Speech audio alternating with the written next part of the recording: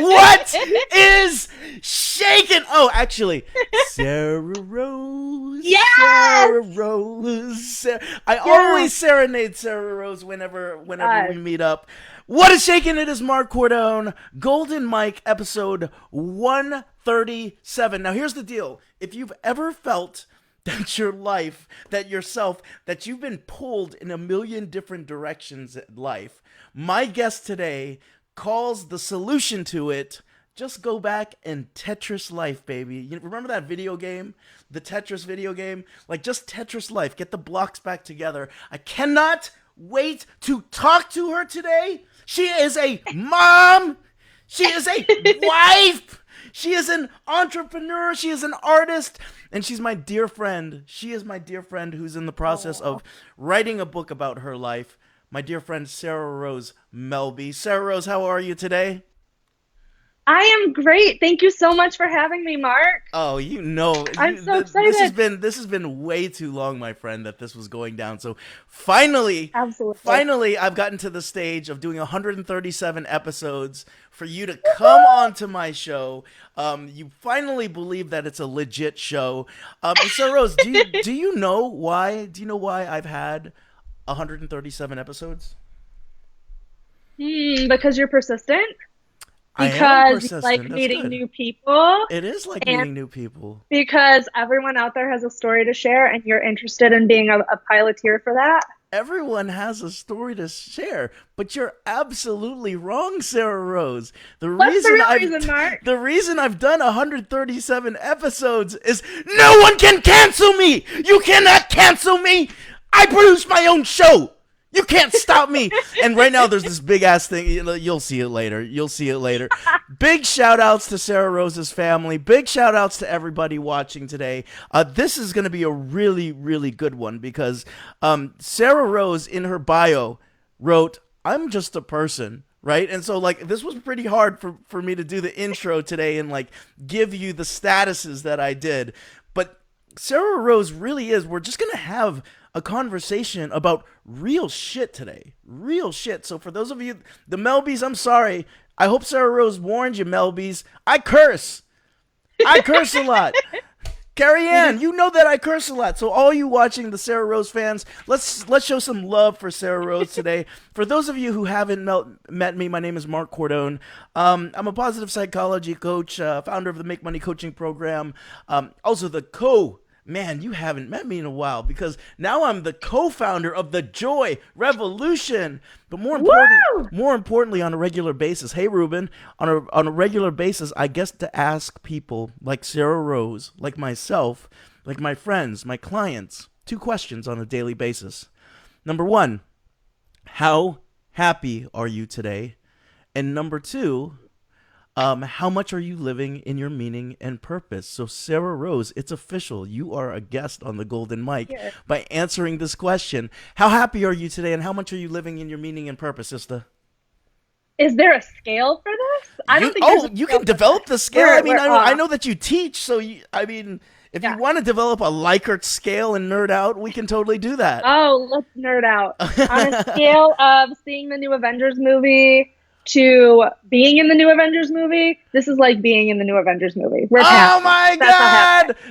Have you seen the new Avengers movie? Have you seen a preview? Not yet. I'm so excited. Okay, Captain America and Tony Stark die, by the way. Oh! Sorry to ruin it. I saw it last night. They die, and Miss Marvel saves the day. Oh, everybody! No, I don't know. I'm kidding. I'm speculating. So you're feeling good. What about living in purpose? I feel like every single day there is something I am drawn to. There's something I need to express, and I feel those shoulder taps, those urges to tell people something good, ask how they're doing. And I wasn't there always, and I feel like I'm back there, and every day has something pushing me forward to keep going and to keep spreading that joy that I feel inside now with other people. Ooh, look at you leading your joy revolution, mama. Now, here's the dealio. I know that you're up there in the Midwest. How do you make a heart over there in the Midwest? like this. Boom, boom. So for those of you watching the live right now or the replay, I want you to hit that heart, show Sara-rose some love, show me some love, let me know that you're alive, and more importantly, that you are not ashamed to be living in happiness and purpose right now. It is so uncool nowadays to be living above that status quo. Let us know that you are living above that status quo. Now here, hit that heart. Oh, we see it. I see those hearts, people. Now here's the thing. A lot of people think that positive psychology is warning, I'm going to curse, shits and giggles 24/7, Skittles and rainbows raining from the sky, Taco Tuesday every single day. Nah, that's why Sara-rose is here. Nah, happiness and joy are not about that. It's about really understanding that life is about the ups, the downs, the all-arounds of life. No better person except our Tetris expert today to know the ups, downs, and all-arounds of life, especially in your last year of life. So for those of you who are like, you know what, Mark? You know what, Sara-rose? The last year for me, my whole life I've been happy, but the last year, it's off. It's been off. That's cool. That's cool. Or if you're saying, Sara-rose, I lived in my meaning and purpose in some relationship or in some job, and now I'm out of that meaning and purpose. It's different. I don't know what's off. Is it me? I got to change all this stuff about myself. Wrong. That's just a part of life, baby. Those downs are just as much as a part of those ups. That's what makes life so beautiful, the bitter and the sweet. And without the bitter, the sweet ain't so sweet. So this is the thing. If you're feeling that right now, let us entertain you. Let us have a good time. Just enjoy your lunch and let this wash over you and have a couple laughs on our behalf. Maybe there will be some things that Sara-rose says that completely hit home. But don't expect any big things. But one day you're going to be on the golden mic telling your story like Sara-rose is right now. Yeah. So right now, hit that thumbs up if you're not totally feeling that heart. You're not totally feeling it. You're like, Cordon, I'm off. Hit that thumb. Let us know that you're alive because your heart beats just like Sara-rose and mine. Now, here's the other thing. There's a final thing. Sara-rose will be able to demonstrate this with a visual in a second. For those of you who are hopeful, hope is one of the biggest predeterminants of success in life, both internally and externally, right? So whether you're a 1 or you're a 10, like Sara-rose, she came up with her Likert scale on us, whether you're Avengers, New Avengers, whatever that is, whether you're that, wherever you are, if you know that today is going to be the best day of your life, there is a button down there that I want you all to hit. It's called the wow face, and Sara-rose is going to demonstrate what that wow face looks like right now. Hit it, Sara-rose. I love it. I got some highs to say on behalf of Sara-rose and I. Jane, Kim, England, Annie, Ken, Ruben, Tanae, Shannon, Cam, Grace, Lakita. They're all here. Sara-rose. Woo! They're all here to support you. Now, given that, I heard you say at the very beginning, it wasn't always like that where you wanted to spread your joy. So with that said, I want to just start out with the question, what's your story? My story. So I was born to parents who were very sick and found myself staying in hospitals, listening to doctors. I didn't have your typical childhood. I grew up on edge. And not that cool edge where you're edgy. No, edgy in a different way. I grew up in a place in my life that was really stressful and really hard. Now at 32 years old, I look back and I know that some of those weakest moments were actually my strongest moments. And I think it's just about perspective. So sick parents, unfortunately, both my parents have passed. I have a great life coach whom is leading this show today. And he was my life coach during some very trying times while my mother was really sick towards the end of her life. And I've come to learn that, those moments that are truly hard, those are the moments that we can learn the most from, but it's really not, we're not necessarily defined by somebody's beginning and end. It's that dash in the middle. It's that dash. So now I'm at a point where I just want to make the most of that dash. Talk about that dash for a second here. What do you mean by that dash? And by the way, I've got a comment by Brian Melby in the middle. He's laughing Oh his no. ass off right now at this whole Of thing. So course he Brian, is. thanks for joining us, man. So what do you mean by this dash? So that dash, we have, on your tombstone, there's two dates. There's your birth and your death. And in between them, there's that dash. And that beginning matters a lot. That end matters a lot. But what you make of that middle, that leaves those memories behind. That speaks volumes for who you are, who you were, what you wanted to be, who you became, and that legacy you leave behind. It could be something as simple as Marc was a really fun guy. He meant a lot to me. We had so many good experiences. He kept me on my toes. I remember the time that this happened. You leave that legacy behind for someone else. But you can also have a positive influence on the world around you and make a huge difference to so many people. That dash that you have, everyone has their dash. Everyone has their beginning and their end. But that dash, if you make that dash count, you're going to impact so many people. You know what I think is hilarious about, and that's why I'm laughing, but not hilarious. I think profound is more of the term. But what's profound about that dash is that, and I'm just gonna use an I statement here, is that I tend to think outside of the dash. I tend to think about the future too much, and I tend to think about the past too much, right? And I don't necessarily think about what matters the most is that dash, the here and now, what I'm able to create, And so I think I love how eloquently you call that. It's the dash, right? It's the dash. It's the dash because I wouldn't say everyone, but so many people live either in the future worried about something or in the past and able to escape it. And the dash is a big deal. Why did that become big for you, Sara-rose? Like, why did that dash become such a big thing?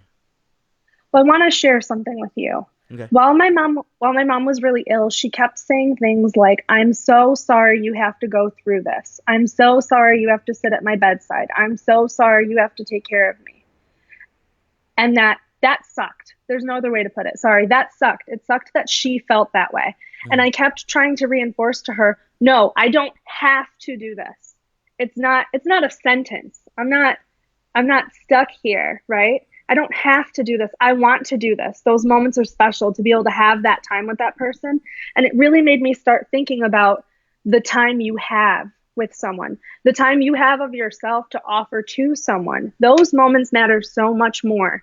Because otherwise, when we are gone or when your loved one leaves you, if you're so focused on that ending, you're never going to be able to focus back on all that happiness. And that's where I'm at right now. I don't want you guys to think that this whole life is like sunshine and rainbows, like Marc said. What did you say, jelly beans and unicorns or something? Oh, I like jelly beans and unicorns. I don't know. I'll say that from here on out.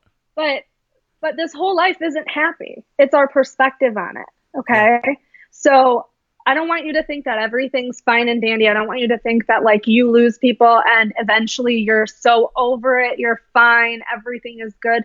No, I lost my mom in August. I still cry at least once a week. There's still something that happens or a memory or, something on TV or a phone call or something I want to tell her that of course it's emotionally jarring and it's hard. It's super hard. But that dash makes me think of what advice would she have had? What would she have said? What would her voice have sounded like if I needed guidance? And if she couldn't be there and give me that guidance, who would she tell me to talk to? So she's still very much so my mom, and I'm still learning from her and gaining that, guidance and from her every single day. Amazing. Now, what I think you're also talking about is the power of choice, right? And so it sounded like from your mom's perspective to go into an apologetic thing, like, I'm sorry that you have to do this. I'm sorry that you have to do that. And you come back and you're saying, I'm choosing to do this, right? Do this. Yeah, I'm choosing to do this. And I think when you talk about the idea that this is your choice to do it, it separates the difference between pain and suffering, right? It may be painful to do what you're doing, but you're not truly going into a suffering mode. Like it's not like the rainbows and Skittles, right? But you're not suffering during it. Would you say that you agree with that statement, or? I think I do. I think I don't think you suffer during it. I think that it can throw you off from that normal cadence you thought you were going to have. Yeah. Um, and I think it can make you feel vulnerable. It can change where you're at and how you feel about yourself and how you react to people. But I don't think that you're suffering. I think that you're just working through one of those hurdles in the road. Um, Yeah. I would I know my mom was sick for a long time, but Yeah. I would give anything to have those moments again. So I don't know that that's me suffering. Yeah. Yeah. Totally understand that. Um, I'm getting a thing right now. I'm getting a request from Ray who wants you to mention Uncle Ray. Hey, Uncle Ray! Is this just a lascivious shout out, Ray LaPointe? You just want to be shouted out on the show? Is that what you want, Ray LaPointe? You want your moment of glory? Huh? You want to take it away from Sara-Rose, Ray LaPointe, to mention you? Okay, Uncle Ray, it's good to see you here on the show. He's the coolest. He's the coolest. So your mom, I mean, it's been within the past year that your mom transitioned. What has that been for you? Because you said that it was a long decline for mom, right? So, Yeah. so my mom was sick on and off my whole life. And towards the end of her life, she was in renal failure. She had heart issues. She was very sick. And I know she's like listening from up above and she's smacking me because we had a rule in our house that we don't say 4-letter words, Marc Cordon. And sick was a 4-letter word. It was a bad word. We didn't say it. We didn't use it. Shit.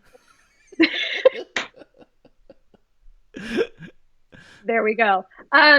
So So I mean, what was it? What was it like? Instead of what's the replacement term? She was having a bad day. Wow. Okay, nice reframe.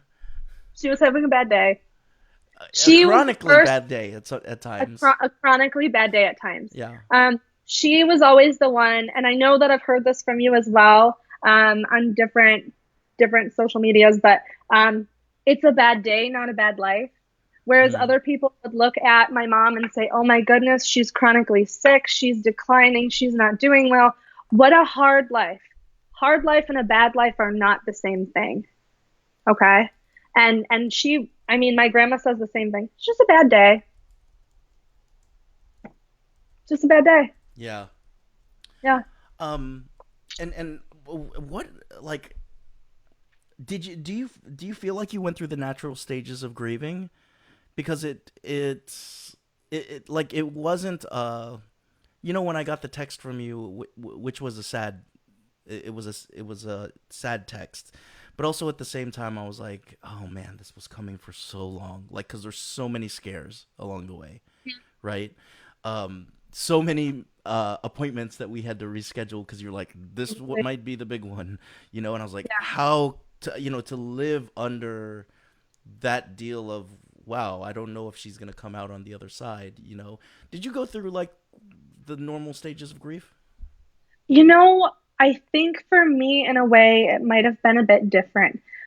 Everyone grieves in their own way, and there's those 7 steps that they say everyone takes, but I think we take them. He's laughing because I think some of them are bullshit.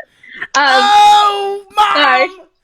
That's a 6. That's an 8-letter word, Mom. That's agree. not a 4-letter word. She'd agree. I don't know that I grieved the same. I think that I'm still grieving.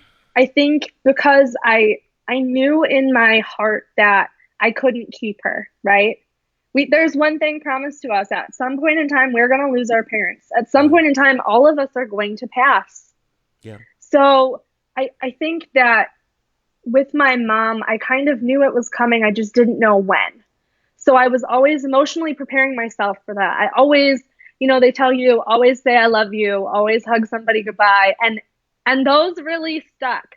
With my dad, I wasn't as fortunate enough to feel that it was coming. My dad passed really suddenly. And I think in a way I grieved that like a normal human, if there is such a thing. Yeah. I went through the phases. I was sad. I was angry. I'd go back to sad and angry for quite a while. And then after a while, I realized I needed to be strong for my mom because she was sick and there was so much going on and she just lost her partner in crime, her life partner. Yeah. So I think it's different. I think it's different for each person, not just each person as we grieve, but each person we grieve. Yeah, yeah, and I think that what's really interesting is that a lot of people think that those stages of grief are this like lockstep model in which it's like, oh, I'm depressed, I'm gonna get angry next, and then I'm gonna go to this. It and the time, after a certain amount of time, it'll be over, right?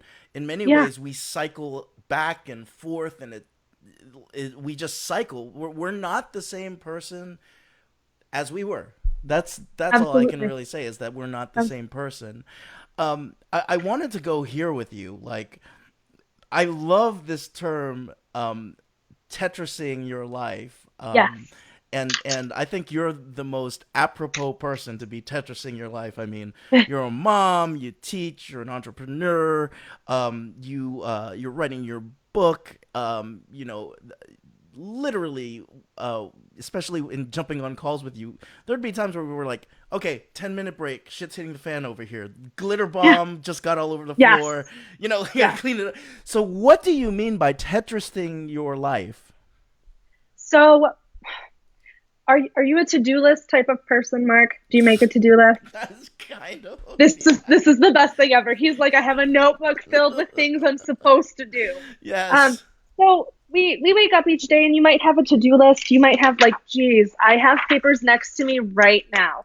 Okay. So you have all these aspirations for your day, things that you assume you want to achieve by the end of the day or by the end of the week, or maybe it's your grocery list, so to speak, of things that you need to gather and do. And let's be honest. I mean, I have a 5-year-old, like you said, glitter bombs. They can just show up at any time. Oh, But like we'd be in the most serious of conversations, and glitter bombs would just happen out of nowhere. I think one time there might have been an urgent hot dog need. I think that happened.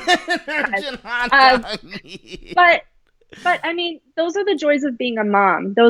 We can be really frustrated, and any mom will tell you that you don't necessarily feel like you get to do anything in the order or the format that you wanted to, because there's always an interruption from a child, right? Yeah.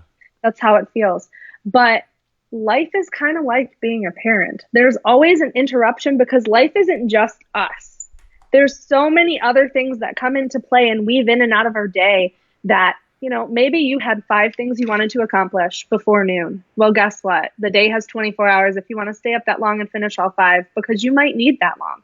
And we have to be okay with that. We have to be okay with saying, okay, in order to make this work, I'm going to juggle these things around this big thing that has to be done now. And I'm going to say has to be done now, but maybe it's you get to do it right now. Maybe it's one of those situations like with my mom where it's a needed thing, a needed act of love, of kindness, a needed life moment where you have to do that thing. It's here and now, right? Yep. So the stuff we need to do for ourselves, sometimes we can push that off, but it's important that we learn to Tetris so that those things we need, we still do. Yeah. You have to. Otherwise, you lose yourself.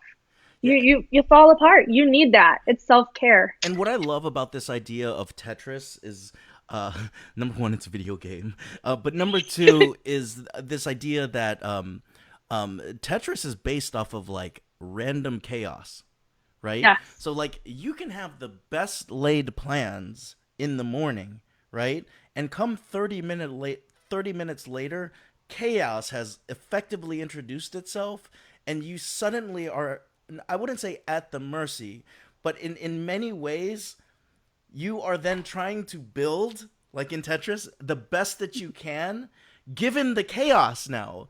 Because the most rigid plans fall apart the second that chaos is introduced. And I love the fact that the idea of, okay, I can have the best laid plans every single day, but I also know that everyone's kind of got this mom thing in them going on where something needs to be addressed immediately, including my own needs need to be addressed immediately. Absolutely. And given that, I need to be able to choose to make those necessary adjustments and continue to build throughout the day, Now, my plan for refurbishing the basement might not be totally finished at the end of today, but I did get done what I needed to get done. And I also Absolutely. I continued to grow as a result of it. Absolutely. Can Okay. I tell you the best part about Tetris? Absolutely not. I want you to go back in time. I'm telling you anyway. I want you to go back in time. You're playing Tetris and your pieces don't line up and it doesn't work out. And what happens? It just keeps going and it stacks and it makes this giant pile of pieces and they close down that gate thing on you and it's Oh, game and it's over, so right? stressful. The music Right? gets It's faster. so stressful. Yeah. But guess what? In life, when your pieces don't line up and it feels like everything's falling apart, you still have a pile of blocks and all your pieces are still there. Mm-hmm. You can pick them up tomorrow. That pressuring music trying to make you build faster and go, it's all in your head. It's all in your head. I know tomorrow's not promised, but the effort of taking care of things the following day, that's fine if you need that for your sanity. Oh, I love it. And for those of you watching live, watching on the replay, watching in the the watch party, and yes, I see you, Jade, Earl, Bong, Dolly, Debbie. They're all in here right now. They're all celebrating with you. Oh my goodness. If you feel like Tetrising your life is something that you've done, please give us some hearts, give us some love, or write in there, yes, I'm Tetrising my life when it comes to this, And I think one of the things is when we're kids, right, we get to focus on one thing at a time, right? But then as we start to grow up, that's where we begin to get pulled in different directions. There's the job pull, there's the spouse the spouse role. There's the role that we have with our friends. There's the role that we have in our business. There's the role that we have as parents. And we're suddenly getting pulled in a million different directions, right? Have you felt that, Sarah Rose? The pull? Absolutely. So how do you navigate through that when there's like a million people wanting you to do a million things for them? Aside from what I do, and that's go into the bathroom and have a quick cry, right? But like, what is it that you do when like there's a million things going on for you? When everything is pulling me in different directions, Yeah, I kind of try to resettle. yeah, What do I need right now? What does my family need right now? What's immediate? And I try to tackle those first. okay. If there are things that have to be done, I absolutely prioritize those. I'll make myself a list. My husband could tell you, he's probably still on. He could tell you that I'll cover things in post-it notes so that I make sure I get everything done. And it's really cathartic to shred those post-it notes or cross off that item from your list. It is But so good. but honestly, one of the things that I had to learn when it comes to being pulled in all those different directions is to be realistic and that you can't be a people pleaser. You can't be everything to everyone at any given time. Mm. You can be everything to yourself at Mm-hmm. any given time, Mm-hmm. right? Was there a Because time we in know our needs. Yeah. Was there a time in your life where you were a people pleaser? Oh, I had my moments. Oh yeah, I yeah, had my yeah, moments. yeah. Yeah. So what was the Yeah. lesson what was the lesson or what was the moment in which you were like, no, I can't do this anymore. Like I can't put Um, others first all the time. I was asked if I could be in charge of an event in the city. Someone reached out to me, and there's no way to add one more thing into my day. It would take away from my family too much. So, I kind of learned that power of no. There's the year of yes. Yeah, yeah. Well, after you're a people pleaser, you have this recovery year. It's the year of no, where you feel really comfortable saying no. Um, so, so I'm a recovering people pleaser. But I think that those moments that people were assuming that I could do something because it was in my wheelhouse, or assuming that maybe I should say I would do something because it was in my wheelhouse. But if it's not a priority, if it's not something that I want to do, can do, and should do, why would I add it into my Tetris already? Why do you think people do that? Because I'm sitting I here don't being know. like, I do things that I don't want to do. Don't do that. Yeah, yeah, I do it. Damn, checks Sorry. right there, right there, there. So I'm swiping the card. Thank you for this. Thank you for the session. Jeez, jeez, you sound like me as a coach. I I taught you needed well. that. I'm just giving it back. I taught you well. So I wanna move forward now. Like we just went through Actually, you know what? I don't want to go there yet because I just got this sort of intuitive hit to keep going with this idea of shoulds, right? And the idea of having to and needing to again. Again, I'm going back and I'm thinking about what your mom told you, but again, it seems like something worth not glossing over, like I think we did earlier. Like the idea of having to and needing to, right? The idea of obligation versus choice. What was the big aha moment for you when it came to having to versus needing to, and what was it that you learned in making that distinguishment? Ooh, having to versus needing to. So this is hard. This is hard because I found a moment in time where what I had to do and what I needed to do weren't necessarily what I wanted to do entirely. Okay. So my mom was really sick and she was on a ventilator. And there was about a 50-50 chance when she was coherent. There was a 50-50 chance when we took her off the ventilator, according to the doctor, that she would either fight and thrive or she would fly. And um, my aunts and uncles came with me to the hospital because as an only child, that's huge. That's really hard to say it's time because you never want to feel like you're giving up on someone. Um, and it's not that you are.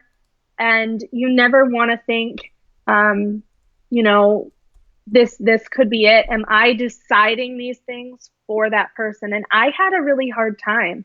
I can tell you a lot of my grief I felt involved a lot of my actions because my aunts and uncles came and we talked with the doctors and we determined it was the best thing we should do. You can only be on a ventilator for so long, and then your muscles start to deteriorate. Where if you take you off of a ventilator, you won't thrive at all. So there's a short window of time that they can do that.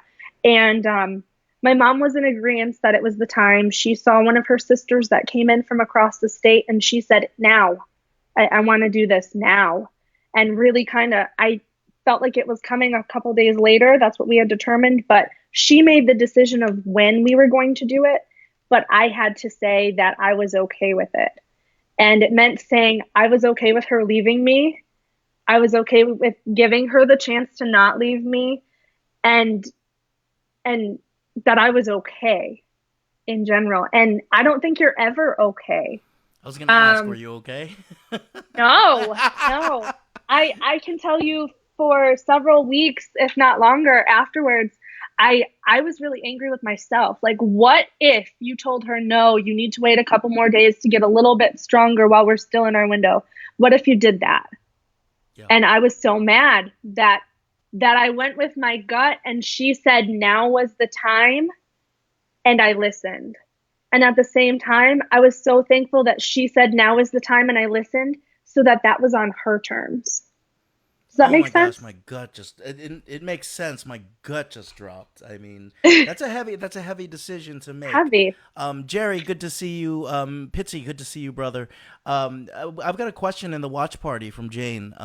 Jane Van Brunt, who asks, do we also create our own chaos as a way to avoid doing the really hard stuff? Oh, I totally think so. I totally think we do. With anything in life, I think that we have empathy and we sympathize with what's going on around us, and we can take that in as our own emotions a bit, and give us that additional anxiety to our own life that we don't necessarily need. I also think that maybe we have things on our to-do list we simply don't want to do. We know we need to, we know we should, we know it's good for us, but do we really want to? Like, Mark, do you want to go for a colonoscopy? No, you don't want to do that. So you're going to put it off. Speak for yourself. Maybe you do. Those are the best dates ever. Oh my gosh. But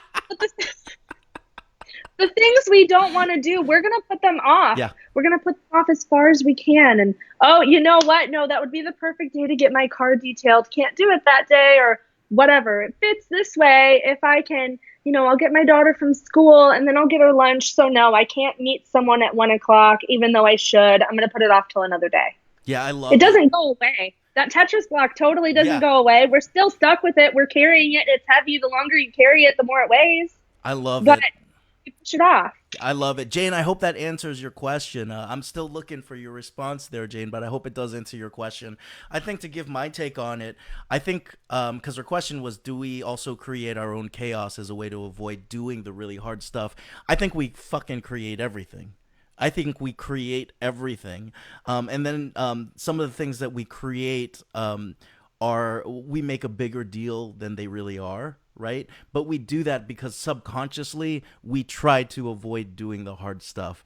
I've had multiple coaches, like when I was finishing my book, when I was establishing my business, who said there will be things that seem really real, but your mind is manifesting those things to not get your book done. Mhm. And so it's up to you to understand like what was the primary motivation, because I finally found my internal motivation for doing something, but then my internal brain, my subconscious, is going to struggle to keep me safe. So it's going to create it's going to create and project out some things and say, oh, that's a sign I shouldn't probably work on my book, I shouldn't do these things, you know. And so Jane, I think that we create everything and we do it for different reasons. Who are you yelling at over there? I'm yelling at my dog. What? No Tetris, dogs Mark, Tetris. No dogs interrupt this show. Out of here, dog. I miss that dog. If only she So could hear you. we got Carrie Kowalski, who just wants to say, "Love you, lady. Love you, Oh, lady." love you too. Carrie, did you hear Mark about that book comment? Did you hear Mark She about kn- that book comment? Is she writing one? she knows what I'm talking about. She's good. Okay, inside jokes on the golden mic. The majority of viewers don't know what you just said there. So let's go and talk a little bit about the idea of moving forward now, because you really have been in a place of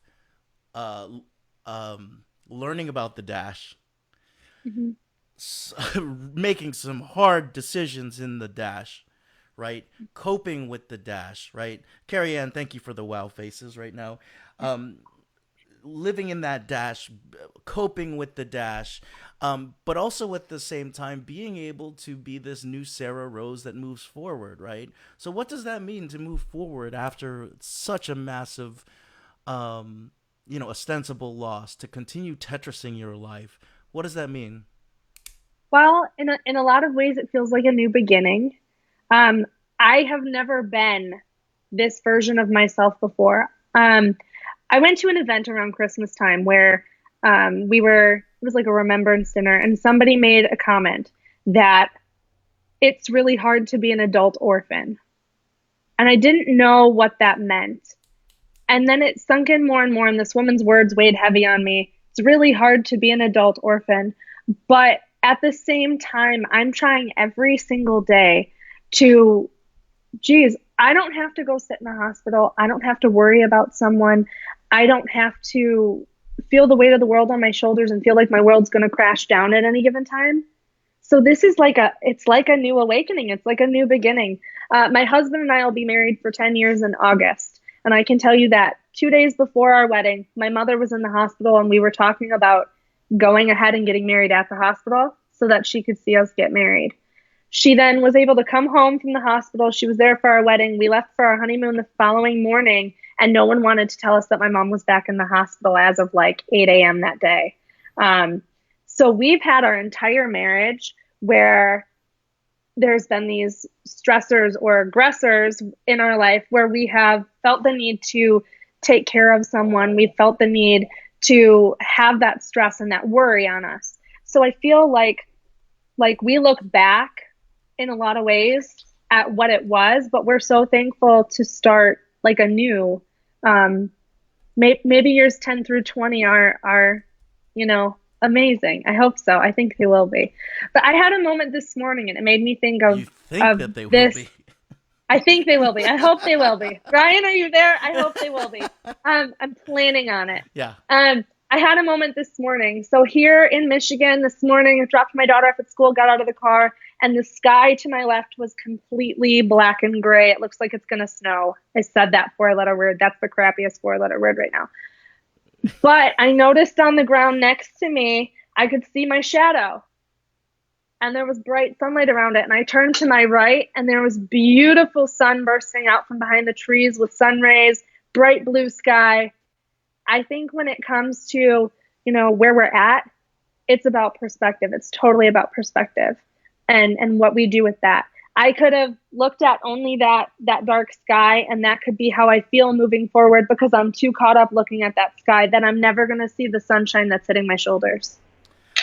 Perspective is everything. Perspective is everything. And I think one of the biggest things that I'm really impressed with is this idea that, like, here's this loss. You and Brian started your whole marriage based upon, like, sort of having that caretaker role in all of it, right?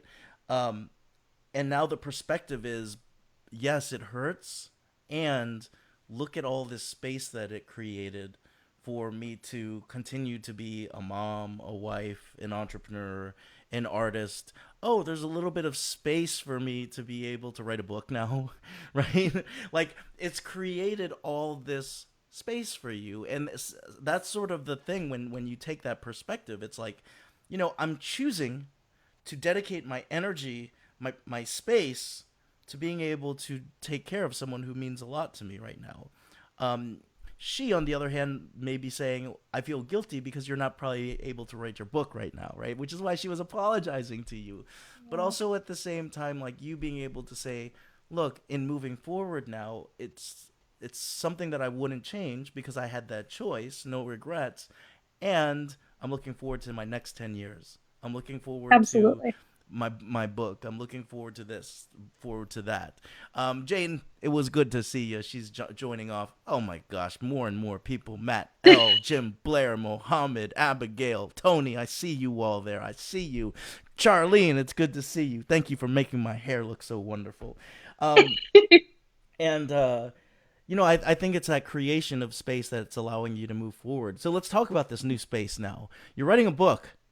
What's going on here? What's going on? So Marc doesn't even really know this. No. I'm writing a book, and it's kind of therapeutic for me. I wanted to look back and kind of take in those moments and memories of my mom from a fresh perspective, from where I'm at now. Mm-hmm. Not worrying about what was to be, but knowing what happened and knowing all those moments that we had in her dash, right? Yeah. Those moments that she shared with me. So I'm writing a book, and it's called Lessons from My Mother as Told by the Daughter. Mm-hmm. So little ways that, she taught me what was important in life. She used to tell me that it doesn't matter what's going on, you should water your plants because you take care of the living. Doesn't matter what's going on, you should water your plants because you take care of the living. And I know that sounds like a cheesy thing a mom would say who really loves her plants, and she did. But we can't be so caught up in what happened or, that bad thing that we stop forgetting to take care of ourselves and our loved ones. We stop forgetting to focus on the people that are still here. Yeah. And I think that one really hit home for me. There were a lot of little moments and little anecdotes that she had that after she passed, their meaning for me changed. Gotcha. Mm-hmm. So we're going to have you back when you finish the book. Right? I'd love to. And, homie, this is what happens when you get into flow. It's like almost at the hour right now. Isn't that amazing? Which is crazy. It's crazy. I told you, and she texted me like she was nervous about the damn show. I told you had nothing to be nervous about. Now you can go on for a while, right? I feel great. Yeah, you can go on for Everyone should do this, Marc. Oh my gosh, yes, everyone should do it. And I'm going to charge an entrance fee from now on. You got to have a ticket to ride. Carrie says, I never water my plants. You don't have any, do you? Come on, Care Bear. We got Auntie Annie that's up in here. Auntie Bono LaPointe, who came in, wants you to know, love you. Love you too. Love you too. Annie, it's good to see you up in here. But you didn't hit that wow face, Annie. Hit that wow face right now. Hit that heart face right now, Annie. Because I'm going to hijack the show and we're not going to move forward anymore. Oh, no. And I'm just kidding. Auntie Annie, thank you for joining us today. Here's the deal, y'all. When you go into flow, the dash moves really quickly. And I hope, Sara-rose, that this has been a wonderful... Annie's hitting that heart. I love you, Auntie Annie. I hope that you have felt it when you get into the flow, you do what you love. The dash goes really quickly. I'm looking at Carrie here. I can't believe that I had met her, something like 30 years ago. It moves so fast here. And I've loved having you on the show. I've loved working with you and getting to know you. It's been a joy. Thank you. Oh, absolutely. It's been a damn joy. Because now I get to do the Joy Revolution. But more important than that, I can't wait to see what happens with and for you and how you get to create that. I think a couple big points that I got from this was number one, the difference between sort of having to and choosing to do things. The idea of grieving is not necessarily what you read in the books and in the papers. The idea of Tetris-ing your life is one in which we can create the best laid plans for ourselves, but Tetris-ing our life is really truly the way to live in a world of chaos. Thank you, Sara-rose, for bringing that to me. I don't remember things, Carrie. You know that I bumped my head a couple years ago. 2004. It's not that far away. So like 40 years ago. So now here's the deal, Sara-rose. I want you back on the show. Everyone stick around because this is the fun part. This is why the show's called The Golden Mic, and Carrie's about to, Sara-rose is about to speak into it. So Sara-rose, over there, I want you to move all your coney dogs out of the way right now. Move all them coney dogs out of the way and allow a golden mic to descend from the ceiling and rest in front of you, right? Now, all sentient beings, that includes your mom, are listening right now. And this microphone translates into every language all across the world. When I flip the switch, the entire world is listening to the message that you have for it. Sara-rose Melby, I've been waiting for this for a long time. Your golden mic is live now. I feel like I've been waiting my whole life for this. You guys, if I could tell you anything, give you any advice, it would be to make that dash count. Not only to make that dash count for you, but to think about what you're leaving behind for your loved ones and for the world around you. If you give of yourself in ways that make you happy and make you grow and give you all the goosebumples, what do you call them, Mark? The goosies? Collywobbles. Collywobbles. If you live your life in a good way where you do that and you give so much of you to other people, only the space, only that dash will count. Nobody's going to be stuck on that end date. Sara-rose Melby, I want you to hold on. I want you to feel the weight of that golden mic, because I'm about to pass that to someone tomorrow, right? But I want you to feel that. I want you to feel the gravity of what you just passed on to the world, and I want you to enjoy that, because all your life experiences have led you to a point of being able to share that lesson with the world. Feels good, right? That's a heavy microphone, right? So I want you to take that microphone, and I want you to smash that microphone, Sara-rose Melby. Smash it. Step on it. Stomp on it. No, stomp on it. I'm serious. Stomp both feet on that mic.